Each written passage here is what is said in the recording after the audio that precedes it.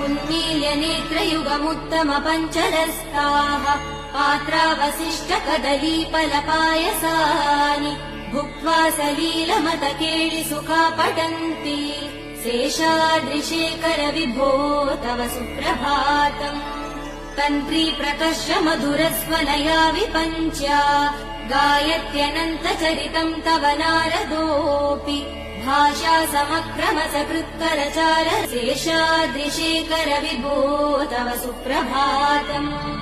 उन्मील्य नेत्रयुगमुत्तमपञ्चरस्ताः पात्रावशिष्टकदलीफलपायसानि भुक्त्वा सलीलमतकेळिसुखा पठन्ति शेषाद्रिशेखर विभो तव सुप्रभातम्। तन्त्री प्रकर्ष मधुरस्वनया विपञ्च्या गायत्यनन्तचरितम् तव नारदो